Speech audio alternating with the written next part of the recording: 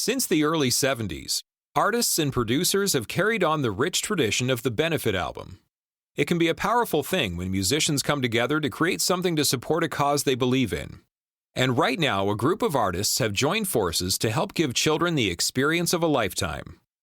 This is Kingston Live, and today, we're going to camp. For many people in the region and beyond, RKY Camp at Eagle Lake is a crucial part of their childhoods. Since its establishment in the 1930s as a joint venture by the Rotary Club, Kiwanis Club, and the YMCA, RKY Camp has offered an opportunity to build confidence, independence, and friendships in a supportive, active environment. Many local artists have connections to RKY Camp, and now they're giving back to the institution that gave them so much. Audio engineer and producer Aaron Holmberg is an RKY alumnus, and since 2019, he's been quietly working away on a special project with local artists to support the camp. And now that project has finally taken shape as a covers album and live concert. Dying trees still grow greener when you pray.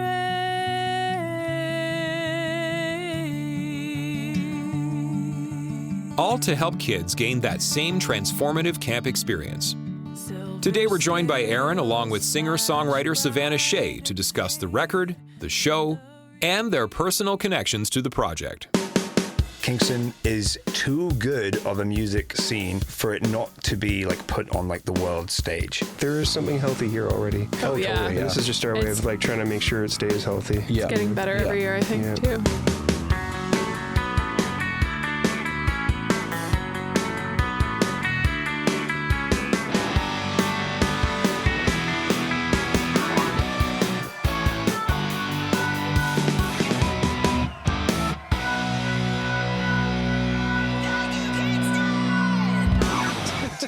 You're just a music fan? I'm a music fan, yeah. Like I grew up in Toronto, and I really enjoyed the music scene there. I lived downtown for years, and I was out 3 nights a week. Oh, nice, yeah. Taking in live music and stuff like that. And I thought, what a bummer! I'm going to move to Kingston, and I'm going to lose all that. And then I found it all here. Yeah. Just as much. And Rob is in an Our Lady Peace video.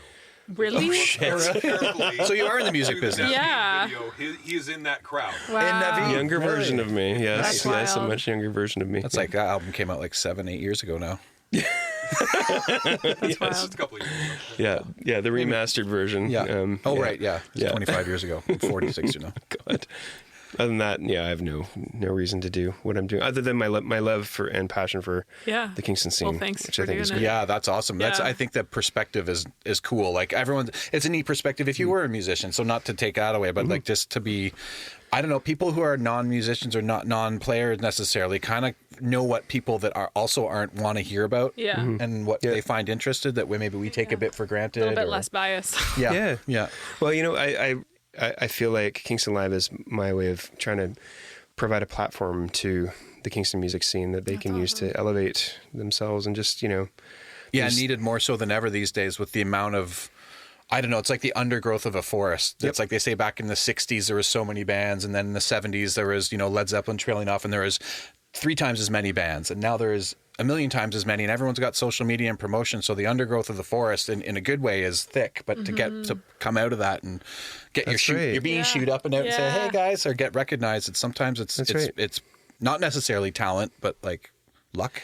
I'm surprised how many successful acts come out of Kingston. Like, there is something healthy here already. Oh, yeah. Totally. And this is just our way of like trying to make sure it stays healthy. Yeah. It's getting better every year, I think, too. Yeah, and we become recognized as a music city, right? It's like you becoming recognized as an artist or something is like, oh, now more people start talking, the snowball effect. But I think the size of Kingston, too, is I've always said the community is perfect size right now, especially in the last decade or so, to support musicians and support the arts, but it's not too overblown and too huge that we all get lost in different parts of the city. It's like a very community feel, but also we're between Toronto, Montreal, 6 hours from Lincoln Tunnel. Like, it's kind of the right little petri dish for... Yeah. In 2019, it was 2018 when Kingston Live was conceived.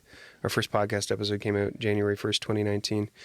It was just a group of people like me who were just sitting around. John Sanfilippo, one of those people, we'd sit around and, so what live music are you going to go see this weekend? And who'd you see last week? That kind of stuff. And just share our love for the music scene here and stuff. And we recognize that, scene doesn't stay good on its own. And the Hip had just finished they'd done their last hurrah in 2016, August 2016. And we just thought, that shouldn't be the end of the story. What can we do to continue to drive that narrative forward? Because there's so many other artists here.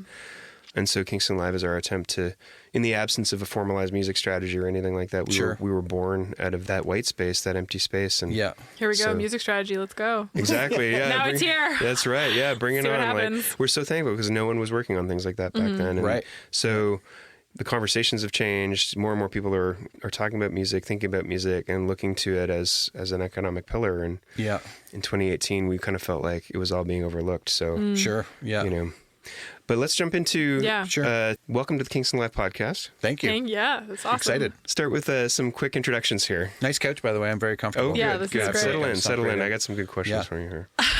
My name is Savannah Shea. I'm a Kingston-raised, almost born, not quite, musician. Been playing in the city for about 8-9 years now. I'm also a visual artist, singer-songwriter, play a bit of piano, bit of guitar, write songs. Play them at Musiki Cafe quite frequently. That's sort of my vibe. I'm learning so much about you right now. Are you? Yeah. I wasn't born here. No, I know that. I didn't know that. And, I studied at Humber College in Toronto, so I was in Toronto for a couple of years, and now I'm back here. And I also went to RKY Camp, not to spoil the contents of this episode, but as a staff member. So that's cool. Part of my story. My name's Aaron Holmberg. Thanks for having myself and Savannah on for this. One of my jobs is the technical director at the Isabel Bader Center. I was there since 2014 when we opened. I started as the audio technician, and 2018 I think I moved into the technical director position. So I absolutely love that. My team over there and working with concerts and events all year round. My passion was from recording. I got my first job out of school, I guess, basically, or pretty much first paid job at the Hip Studio as an assistant. Kind of doing all the mealy work, and then they kept me around, and eventually I moved in there, and I was with the Hip at the studio for 12 years as sort of the in-house engineer, assistant engineer, or producer, depending on what sessions were coming in. So my passion is recording bands, and I feel like my real heavy honed skill set, still learning, but is mixing and producing bands. So that's sort of what brings me to projects like this record. Right. I just love passion projects and doing stuff out of the Isabel and keeping my recording chops going. Mm-hmm. Well, I should say welcome back to both of you. You've both been on the podcast before. Actually, Savannah. Sort of, yeah. Yeah. Your episode, I think anyone who is unfamiliar with Savannah Shea, a scant few of our listeners should only be unfamiliar with Savannah Shea. But if you are, press pause and go listen to episode 32, because I think it's still one of my favorite episodes. That's so nice. Yeah, we were like outdoors in a little alcove in the park, and was that we got really into it. I went to the Lake Ontario Park and saw John sitting with someone. I wasn't with you that day, but I did see him at a picnic table interview. I was like, they're doing the podcast. Yeah, it was me and Reed and that's John. Awesome. Yeah. That's well, and also congratulations are in order because you've recently won the 2023 Mayor's Arts Awards. I did, which is so wild. You were the recipient of the Mayor's Creator Award, which honors artists who advance the arts and contribute to the cultural vitality of Kingston. How's that level of recognition sit with you? It's weird. It's wild. It's really nice. It's really nice because sometimes you feel like you're screaming into a void, and it wasn't something that I applied for. Like, you just get nominated, and so I was like kind of having a rough day, and I just got this email, and I just cried so much. I was like, I can't believe anyone cares about what I'm doing. Like, it was so nice. And once I sort of understood, I mean, I accept the nomination from the committee on behalf of like a larger community, but once I sort of understood who was on the nominating committee, it was very nice to those specific people to like have thought of me and considered me, and also like the people that I like received the award with, like with Sasha French. Yeah, and some incredible people. You were up there standing with a photo of you guys. Yeah, and Jermaine Marshall, and then like Blue Canoe Productions, which like I was a part of growing up. So it was just a very like, I mean, Sasha is like one of my dearest friends, and she's such an inspiration. And so just to get that alongside her was so cool. And I always say I should work for like Tourism Kingston because I love the city so much. And so it was just very nice it was a very sweet thing. Well, you would be a great ambassador for the city. And we were all applauding you here because we do pay attention to all the many things that you do besides music, but we follow you on social and stuff and pay attention to everything that you're doing. So constantly posting every thought I have on the can't stop. But no, thanks for bringing that up. It's nice. No, you deserve it. Oh, thank you. And Aaron, you're about to release the RKY Camp Summer Album on April 12th. Woo! Proceeds from that album, if I'm correct, go to the RKY Camp's Campership Fund. Yes. Let's go. What is the Campership Fund, and why did you feel so compelled to invest such tremendous effort in producing and recording an album to support this fund? So the concept of having local artists doing cover songs for a compilation and then raising money, I've done that once. And that went very well. It was so much fun. I sort of thought this has been, this started in 2018, probably conceived this in 2018. Maybe 2019 or something. But basically, I was probably about 7 years after the Christmases for Boys and Girls album. And I thought, I went to camp, RKY Camp specifically for, I think, 7 or 8 years, 5 or 6 as a camper, leadership and training, counselor and training. Then I was a counselor for 2 summers, I think. And it's some of the best memories of my life. It still is. And I'd like to say I've had a wonderful life with lots of experience and some travel and met some cool people working with, my industry with the hip and that kind of thing. But RKY Camp always brings tears to my eyes almost again now. It's just like you meet your people that you went to camp with and you haven't seen them for 20 years. There's just like an immediate reconnection. People who like Savannah, who I've met through music, but not through camp. We just know. We know what's going on, there. So, and camp, as like even with RKY Camp, it's not one of those, larger sort of, I don't want to say, lack of a better term, fancier camps that, cost a whole bunch of money to go to, but it costs some money to go. Normally it's a 2-week session. You stay in the night in cabins, you get fed and all this. And so, it's not affordable for everybody. So I didn't know about the Campership Fund. I reached out to someone at the Y. I don't want to say her name because I don't want to get it wrong. But I said, hey, I'm reaching out. I'm an alumni of RKY Camp and I'm thinking about a project of recording a bunch of bands locally and raising money for RKY Camp. Who can I talk to? And she said, you would love Darcy Munn. I know you, Aaron, and you and Darcy will one outside of all of this would be 2 peas in a pod buddies. And we've become very good friends. Our wives are friends. Our kids are friends. But anyways, she hooked me up with Darcy. He loved the idea of the concept and trusted me in this sort of idea for, let's get a bunch of bands together, record some cover songs and put out an album. And he told me the Campership Fund is something that sometimes is overlooked. They get a lot of donations. Britt Smith was such a huge supporter of RKY Camp and many other people from like the Britt Smith from Homestead. And they've built this brand new dining hall that's massive and costs so much money. But often people think, the camp's getting lots of money, they don't need support. But the Campership Fund is what supports the families that can't afford the full pop to go. Okay. So the Campership Fund is reserved specifically for families that need financial help to get their kids to that experience. And being some of my fondest memories and sort of honing in I think the fairly nice person I've turned out to be is related to RKY Camp. And I just wanted to get some kids to camp. Totally. And Savannah, you weren't a camper, but you were staff there? I went to Gould Lake as a camper and then went to RKY to work on staff because my brother's girlfriend was working there and he started working there. So it was me and my brother and his girlfriend. And then through them, I met all my dearest friends. Yeah. But I was thinking of my relationship to the Campership Fund is that at the end of the staff training week, there would be like a staff auction. So all the staff would put up things in the auction like, I'll do your dishes for you, or like I'll come and read bedtime stories to your cabin once a month, or I'll plan a face painting party with your kids, and then all of those things would get auctioned off, and then the staff like out of their salaries would donate some of their salary, and then all of that would go to the Campership Fund. That's awesome. So we'd have these really fun auctions, and then all summer long you're having to like scramble together to do all these weird things for your friends, knowing that you're also sending kids to camp, and then we'd chant like send kids to camp, send kids to camp. So we'll have to do that we'll have to chant at the show. Aaron, what was your experience like as a camper at RKY Camp? It was just incredible. I think it's like I'm interested in sports. I like music. I like visual arts and drawing. I like poetry to a point and opera and punk rock and all that stuff. And I think camp kind of helped me develop that sort of variety of interest in everything, food, wine, whatever it is. Let's just wine at camp when you were a camper. Maybe not at camp. But that flavor for everything kind of, because there is archery, there's arts and crafts building, there's the boating area, there's the swimming area.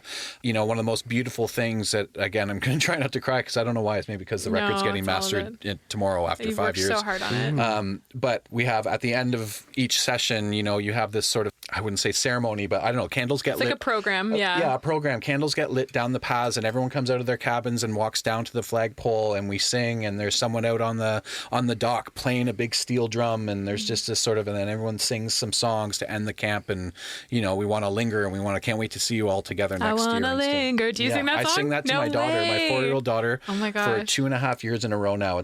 There's 3 or 4 songs we sing. It's the one she wants to hear every single night. I sing that for her. That's the best. Yeah. I want to linger. sang, "Ooh, I want to linger a little longer here with you." This is so inside baseball. We're like, if you didn't go there, you won't know.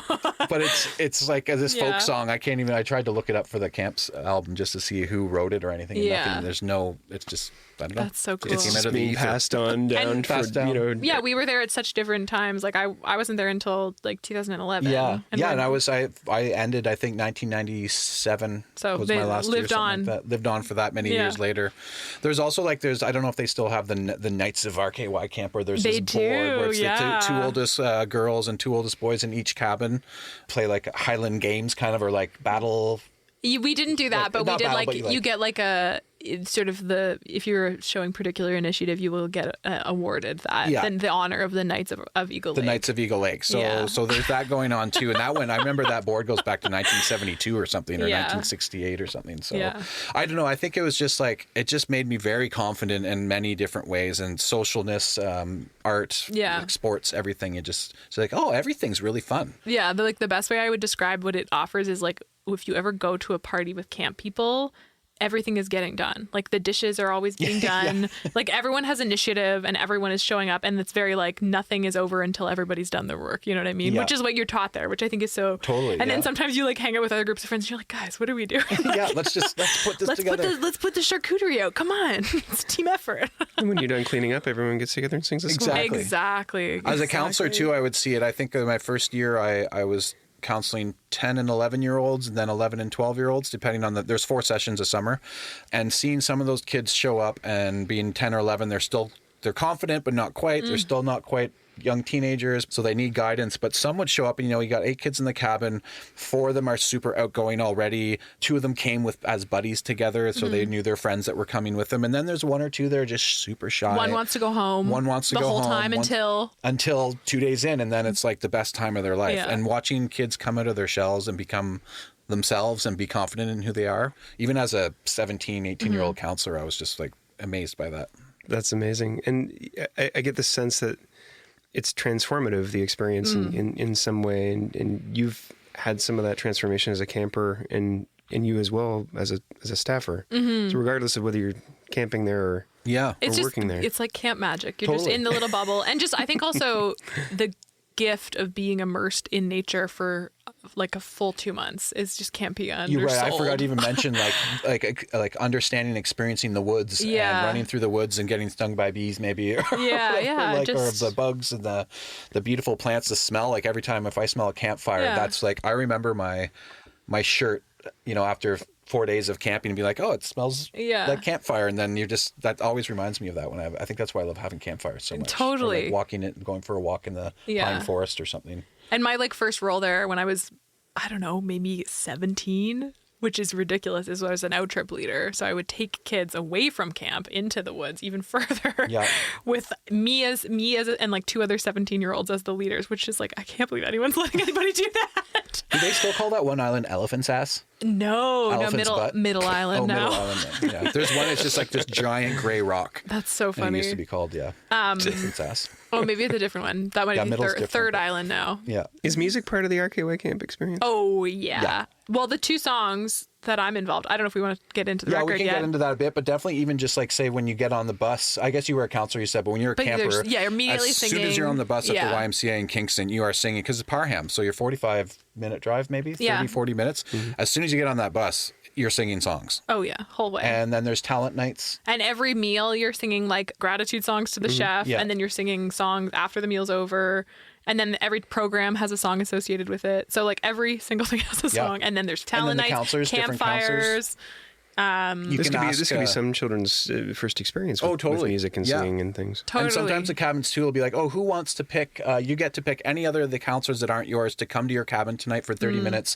And it'll be like, oh, let's have Fro come over. But as a counselor when I was in, like, he'll come tell us stories. He was the best storyteller. Or let's have so-and-so and they'll come sing you songs for 20 minutes before bed. Yeah, we called those invites. Invites, yes. Yeah. When I worked there was even like a music program as well. So like kids, you get to pick different programs. And so one of them was like, you could go and learn guitar, I think it was mostly guitar and like bucket drumming and just little songs and stuff.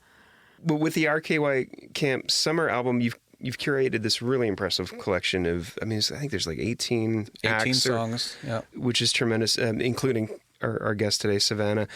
Tell us about some of the acts who've recorded music for this album besides Savannah. We will totally talk about your contribution. Yeah, no, Sure. I would love to know about this too. So there's 18. At one point there was 16 or 15, then there was 19, and I was flipping around, and obviously, I don't know, it just felt right to... 18 wasn't the chosen number, but I kept adding songs. Even my wife, Megan, was like, "You're adding another band?" I'm like, "Yeah, but it's so-and-so." I'm like, "Oh my God, that's going to be awesome." Yeah. So it's been a lot of work. It's going to be a double album. We're going to print vinyl eventually in the summer. The CD is going to come out for the concert. Hopefully get it in time for the concert. But a double album, basically 66 minutes long, roughly. Yeah, some of the bands were from basically 2019. I was working with Alex Mundy at that point, talked about doing a record with her. Emily Steele and the Deal was like one of my favorite local bands. She didn't know me yet, so I approached her. She's doing Ludon Wainwright III's swimming song. Oh, cool. Alex is doing an artist named Peter Katz that I hadn't actually heard this song. It's called the Camp Song. Being cover songs, I want it to be relatable to the public. I know everyone's got incredible original songs, but something about just doing covers for a whole album where it's just either, either that or all originals or something, Yeah. So, And these are largely local Kingston-based acts. yeah, it's all local Kingston-based. I think... Got the Codas, right? Yeah, the Codas are on there now. Angus was a camper. Angus was a camper, so he's alumni. Chris Morris is a local. He ran Homegrown or still runs Homegrown. He was a camper and counselor when I was there. So Chris is doing "Blowing in the Wind" by Bob Dylan. So there's some folky traditional camp songs. Then like the Codas and Angus are doing "Big Black Car," Which was a camp song when I was there. Yeah, and I didn't know that, but it's Yeah. nothing to do with summer or camp. Like, so basically the theme of the album is like, if it's not a camp song, it would maybe sing about the lake or trees or the sun or sunshine or something. Then Angus mentioned this song, and I was like, that's totally got a connection to RKY Camp that's sung there all the time. So. Yeah. So there's a theme. It's clearly called the RKY Camp Summer Album. So summer is the way I started it was I would do an iTunes playlist. I have 3 playlists from like 2018 where I started to pick like a bunch of songs, and I just would type into Spotify or Google and I would say sun or sunshine or summertime or swimming, and just pick any songs that are literally like swimming song, I'll Bring the Sun, Here Comes the Sun. You'll see that Summertime Rolls by Jane's Addiction is Justin Bird and the Thorns of Venus. Oh, cool. The Gertrudes hopped on at the last minute as well. So basically it's kind of who I know. I've been in the industry for a long time, and it's funny to kind of say, hey, could you do maybe this song would suit you guys well? And it's a cover album, but that's the only part of the concept that you understand. And they say, yeah, sure, let's do it. Yeah. So it's just really nice that people have sort of trusted me and I guess know my background in recording and engineering, that they hope that they trust their talents in my hand to make it sound good. Savannah, why'd you get involved? I feel like it's like an easy yes. Just like camp, I'm a camp girly. And then also, even if I didn't know you and just want to work with you, it'd be like the opportunity to record a cover professionally that I could have on Spotify, like that's useful for me. Yeah. So, I mean, we've been working on projects now for a couple years. Yeah, we met like during the YGK competition, right? Yeah, in 2017. And then, I don't know, I think like as I've gotten more experience, we've just like sort of continued to do things. I just keep bugging her to work with me. I love you it. want to do on this song? Hey, you want to record this song? I'm a huge fan of Savannah. Ever since the song that you sang at the YGK one, The Father's Garden, is just one of the most incredible lyrics, like Leonard Cohen-esque lyrical prowess. It's like, and this musicality, I was like, oh my God. I saw you perform that actually Did at you? the Octave with with Anna. Anna and Christina. Yeah, that was incredible. Oh, thank you. Right? I saw people crying. I know, it's big. So I was hook, line, sinker after that, so I always try and work with Savannah. But I mean, and I love recording with you. Like, I would do anything. Yeah, either. I mean, to the idea of being like, oh, I need to get paid to do some kind of record is like, no, I would never. I just like, let's just do it. I bought you a sandwich. Yeah, you bought me a sandwich. It was so nice. Most of the artists, that's why I was like, I can give you a sandwich. But I also am like, I'm learning so much from the process, because recording is a whole other beast in terms of like learning professionally. And so every time I get to do it, I mean, I can do it in my bedroom as much as I want, but every time I get to do it in a professional setting, I'm learning so much. So I chose a lot of the songs for that Spotify playlist thing, similar to the Christmas one, where I thought, oh, this band would do well on this, or maybe they would like to do this. So did you assign the bands a song? Or for the most part, but then there's like usually probably 4 or 5 of them where the band was like, oh, actually, could I do this instead? Or with Savannah, I think I didn't know the Bruce Coburn song that you did. Yeah, I'm doing a song called All the Diamonds, which is a solo song that I heard, I guess, through my mom or my dad when I was in high school. And I remember like doing a high school English analysis of the lyrics, just trying to be so cool. And then when I was at camp, I think the same summer after that project, my first summer, you like get to sign the boards of the arts and crafts building with your, staff signature. And I wrote the first line of that song, which is all the diamonds in the world that mean anything to me are conjured up by wind and sunlight sparkling on the sea, which is like just my favorite lyric of all time.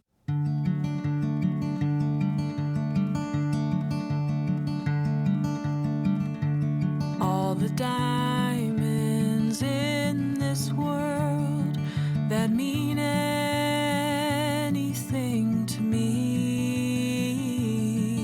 are conjured up by wind and sunlight, sparkling on the sea.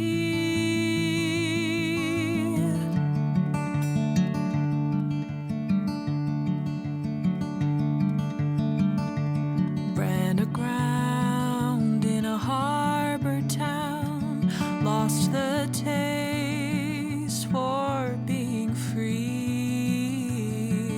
Thank God he sent some gold chase ship to carry me to sea.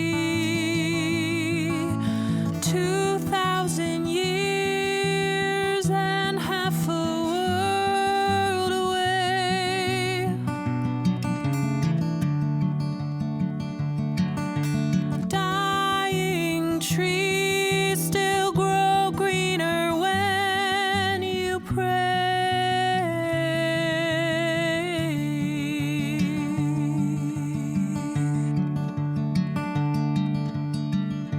Silver scales flash bright and fade in the reeds along the shore, like a pearl in a sea of liquid jade. His ship comes shining like a crystal swan in a sky of suns. His ship comes shining.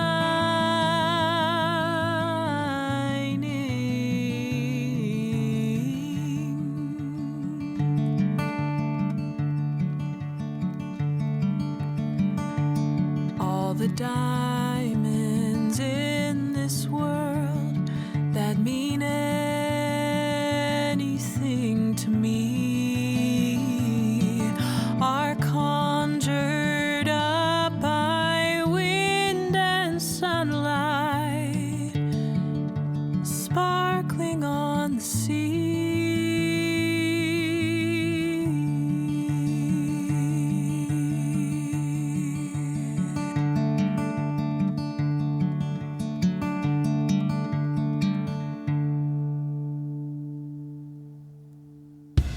Thank you for listening to Kingston Live. For more great Kingston music, check out the Kingston Live playlist on Spotify. If you're enjoying this podcast, please share it, tell a friend, or subscribe on your platform of choice. For show listings, artist info, and all things Kingston music, check out kingstonlive.ca. And then I'm also on Closer to Find with Foster, Shea, and Sudak, which is with Anna Sudak and Christina Foster and myself. Classic camp song. And yeah, Closer to Find was the song that we would sing at the end of every session at this final programming. It was like the last song we'd all sing. Everyone would sing it and cry. And like, Lots of crying at still that group of that group of girls that I went to camp with, like we still get together and like someone will usually be like, can you play Closer to Find, and then just so happens that the Barbie movie made it huge again this year, because it's in the Barbie movie, so I've been playing it at all my gigs, and then I can't wait for the camp girlies to hear that, like to know that I have a record. They're just gonna be so exciting. And they did such an incredible job. Like most of this recording studio stuff, as you guys might know, is many times it's maybe the band all together at once, and then you start to put the pieces together and say, oh, let's redo the bass, or let's redo the guitar, let's do the vocals 5 or 6 times, and then cut the best one together, and there's lots of post-editing and stuff. Pretty much the majority of this record is live off the floor with some overdubs and with a few like, hey, here's 3 awesome takes of a whole band. Let's just, we messed up that one middle part. Let's just cut that in from the other take. But really, like, the vocals are, Savannah's song is her performing in the rehearsal hall at the Isabel with a guitar and vocal same time. We did like 9 takes, and like, there's the one. Live off the floor is a tough one for artists, but it's just created this liveliness to the record. And just to entice people to come to the show, the Christina and Anna will be singing on that with me as well. So it won't just be a solo for the show. Yeah. And then we'll be doing the trio together. And then Christina has a song with her project. Not cool. And they're doing Cruel Summer. And so Anna and I probably will accompany. Yeah, there'll be a lot of like cross-pollinations of the musicians on the stage on the day, I think. Even when you get into the massive amount of liner notes on the record to say thanks to everybody, there's a lot of Rob Ratford on drums through 3 or 4 of the songs, a lot of similar bass players. It's just a melting pot in Kingston of you know, it's over 40 players, but a lot of them overlap on different songs. Like Josh Lyons is just a monster player on piano or accordion or whatever, right? So he's on a bunch of songs. And then making videos for stuff and just like doing everything. Yeah. It went from Savannha as her by herself to the Gertrudes as a full 20-person ensemble on the concert hall stage, captured all at once. So there's a spectrum from... Yeah, I was going to say, like, how many musicians actually contributed to this record? I guess now with the Gertrudes, it might be 60 because it was 40, but now it's, I don't know. I think it's over like maybe around 50 or something. Because the Gertrudes did have, like I said to Greg, hey, this is kind of last minute. Do you want to do this song, I'll Bring the Sun by Jason Collette? Like Sean Kelly, actually, I should give a shout out to him. He was going to do it a couple years ago with a musician named Ian Blurton from out of town. That fell through. And then I talked to Sean. I was like, hey, I'd love the Gertrudes to be able to get on this record because I was trying to think, like, I got to get bands that are currently playing and gigging as well. Because I started this 5 years ago, some of the bands aren't together necessarily, or it's artists that I've known for years, like Jay Harris, who's an incredible singer-songwriter, has a couple records out, but doesn't gig all the time. It's like, I got to get some people that are like the Gertrudes, the Codas, that are out there hustling and playing. So the Gertrudes and Greg Tilson said, would you be up for Live Off the Floor with 14 of us at once? And I was like, let's do it. And then he's like, there's 20 of us now? It's like, let's do it. We had like all these individual, it took like 8 hours to do the setup and an hour and a half to catch the song. It's amazing. So there always seems to be a moment where an idea kind of fizzles out or ignites action. And I wanted to ask, what was it that really set the wheels spinning on the RKY Camp Summer Album? Because it began as an idea, and then you did some outreach and things like that. But when was the moment that you were like, this thing's going to happen finally? I think in a very early on.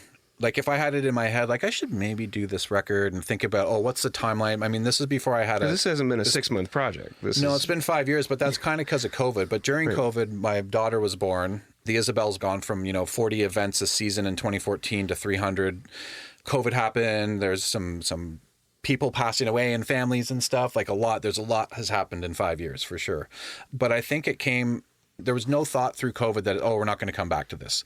I did talk to Darcy at one point and say, I just wanted them to be, we're behind this. We still really want to do this, right? Because I want the camp to make sure that they're like, yeah, this is a great idea. We can raise some money because they have to put a lot of money up front into this too, right?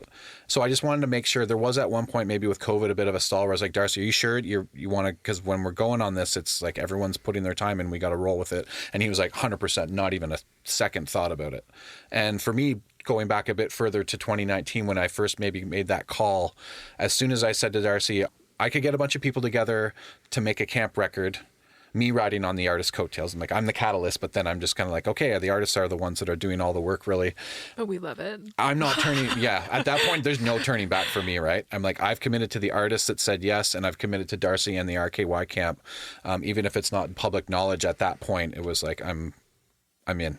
There's no turning back. Do you go into a project like this with an objective or an outcome in mind, or what are you hoping to accomplish with the RKY Camp Summer Album?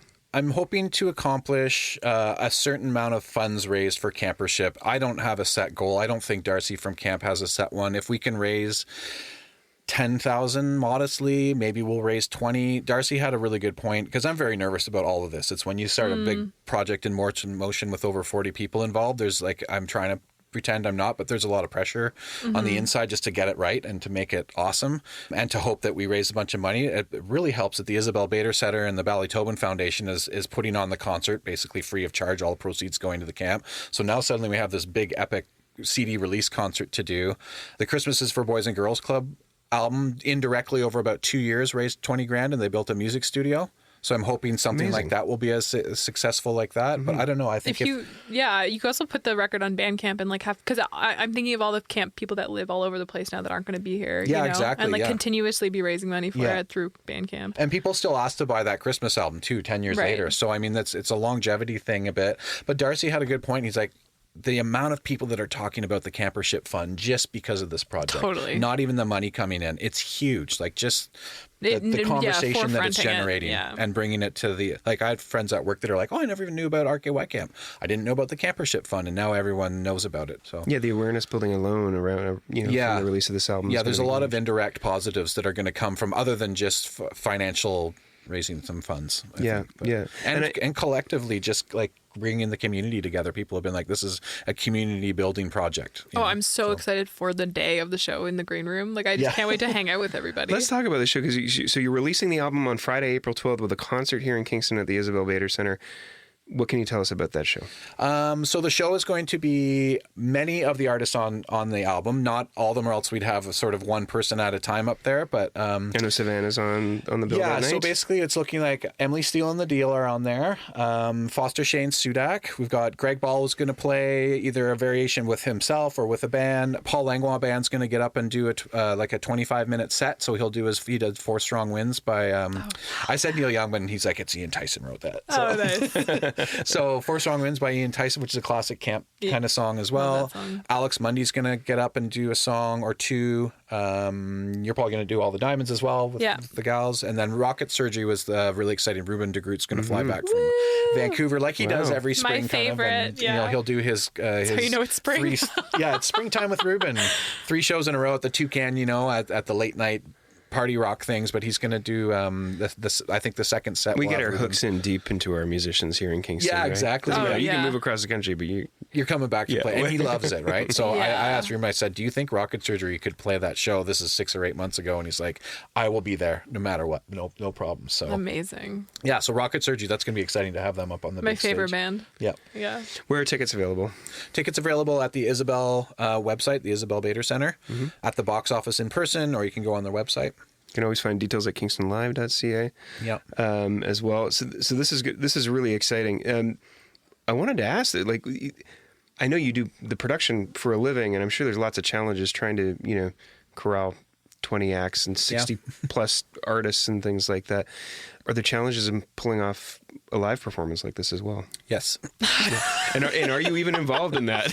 Yeah, I am. I'm involved in that too. So I think the album has come together now with, like, I want to thank my wife Megan and my daughter June for, like, it's been a lot of work with me. I'm going to go to the basement now. Thanks for dinner. I'm going to, work there and then wake up in the morning, take some days off of work from the Isabel because they've been really understanding, and work on the record to get 18 songs recorded and mixed. But now that's getting mastered Wednesday, and now it's time to look at the concert a bit closer because it is only 3 weeks away.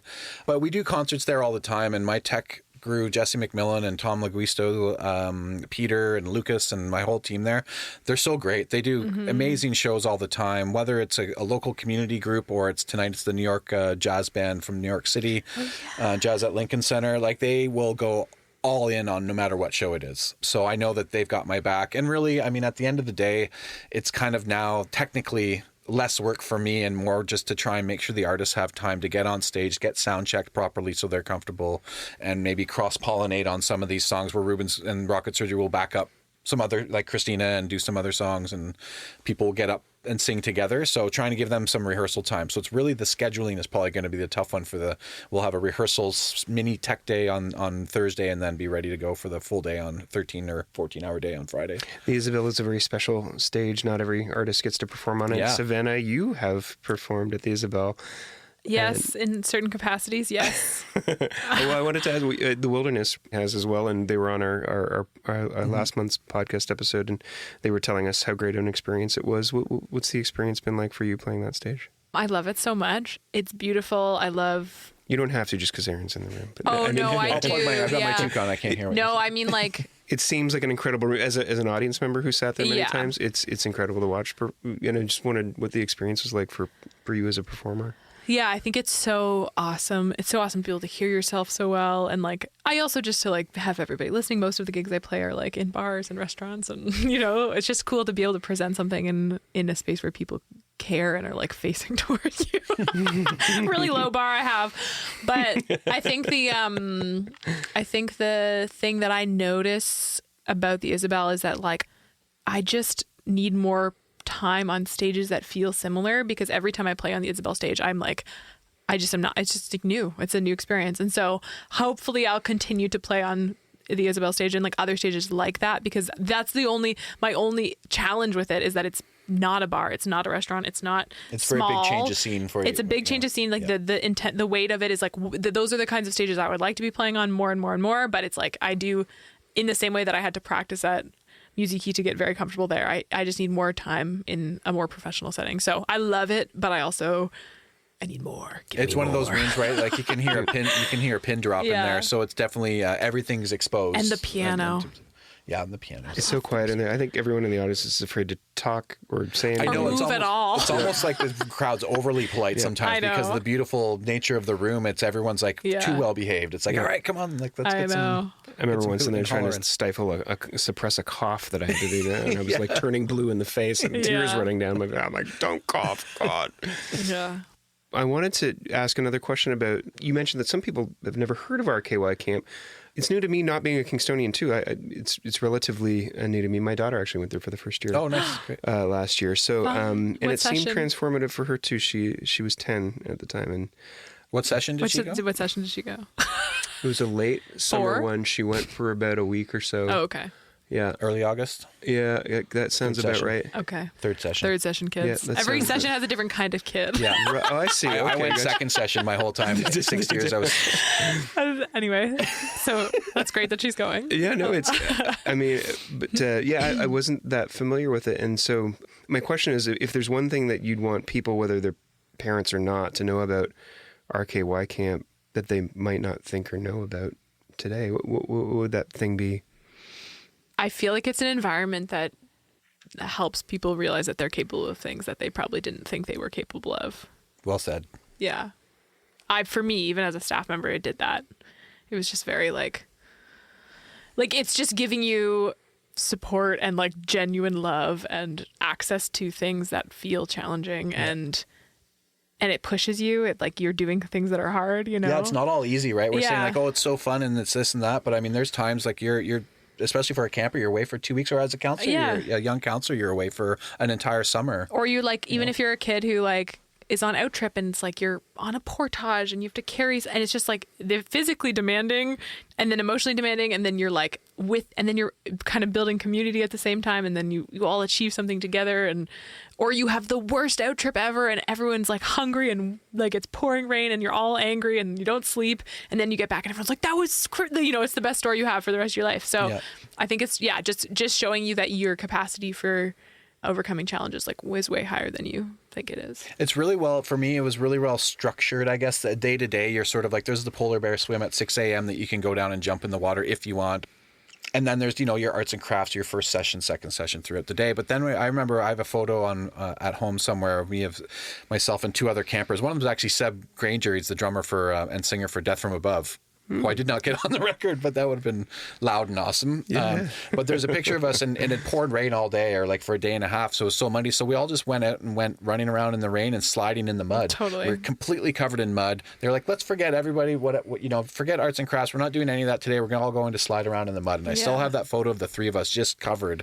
And that was, again, one of the, burnt into my brain and my memory as one of those free expression, just amazing feelings. Yeah. And it can be hard too, because it's such a social place. And so depending on who you are, whether you're a camper or a staff member, if you're not in that space of always being social and if you think of what camp feels like, that intensity and the go and of all of it, that can be kind of intense to imagine. But there's also all these little corners where you can go to the music camp. Yeah, you don't have true. to be that quintessential, what you would think of as a outgoing camp kid. Yeah. I really am not like that. And as a staff member, I would find all these little pockets to hang and have one-on-one conversations and be on nature on my own. And, so it can be really for anybody. How many kids were there when you were going? Do you know, roughly?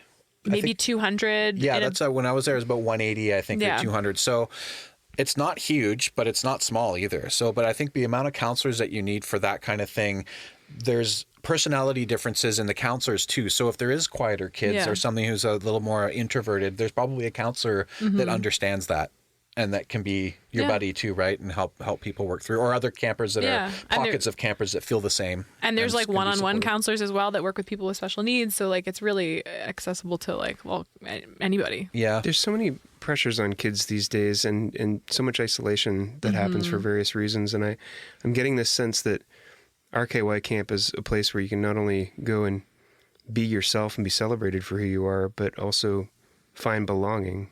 Yeah. I think so. And I won't say that there's never been a like challenging social moment, Oh, exactly, you know, yeah. Right. like all that stuff happens and, you know, you're in a cabin with a bunch of kids you never met. Or I knew campers that left and didn't come back. For right? sure. Like, Yeah. oh, There they are were people for that 3 don't days, like just it. couldn't do it and didn't come back. I'm not going to sit and be like, it's just perfect, shiny, but I think the people I know that have worked there, the leadership that exists there, like really works very hard to cultivate a really inclusive environment. I mean, everything you said about all the skills it gives you just socially and like practically, and I feel like I'm such a good problem solver because of camp. Yeah. Yeah, I don't know. There's a lot of Camp magic. there was a really hard time for me at camp, and that was the end of it. And it was a really interesting sort of, for me, looking back on it now, as like a coming of age thing or something where like, I'm not in this anymore. I was 18 or 19. I was like, I don't think I can come back next year and counsel. Yeah. Like, I think I'm moving on to like, I'm growing up or something, or I want to go play in bands or do something else. And that was actually a really tough time to go like, oh, this is, I don't think I can do this now or whatever. Did you have that when you a little bit. decided to stop? Or? Yeah, I was pretty ready to go because it was very much like I'm going into music and that's why I'm not coming back to this space. And I was very excited about that. But I think it's interesting because there were so many moments where I was like, I'm never going to be back in this space with all these people. Like you get so dramatic about the thoughts. Yeah. But then I was telling you before we started recording that my brother got married there and all the same people came back. Oh, and we right. did have those moments, you know what I mean? And there'll be the Frisbee golf weekend every year. Everyone goes and we all play Frisbee golf. You know, so it's like The alumni Frisbee golf game. Yeah, you think it ends, but then like the friendships continue. The space and there's family camp now too. away. When they have off season, there's family camp. So one of my coworkers, Alan, goes there to family camp. I'm going to start taking June there, so I do get to go back. So, it's just going to be there for a couple nights and bring your family. Yeah. Well, thank you so much for sharing your experiences of RKY Camp, your memories, and for sharing your craft and your artistic talent to produce this record that we're all looking forward to hearing and seeing the performance on April 12th when the record is released. On that note, when the RKY Camp Summer Album is finally released on April 12th, what should our listeners do? Where can they go to listen to or buy or just support the initiative in general? Again, we're sort of late, like the cart before the horse or the cart after the horse on this. So we're just kind of getting that together. It's definitely going to be available through RKY Camp website, at their tuck shop, and then hopefully at some local record shops. So look for it. If you're out there listening, watch for the RKY Camp Summer Album coming out April 12th. Watch for it coming out on vinyl. At some point in the future, you'll check your local record store. And hopefully digital too. We haven't decided that for sure, but that's going to come after we get through the CDs and vinyl and stuff and give those people who are willing to support that way the first treat. Love that. Well, Aaron Holmberg, Savannah Shea, thanks for being our guest on the Kingston Live podcast. Thank you Thanks so much for having us. This has been Kingston Live.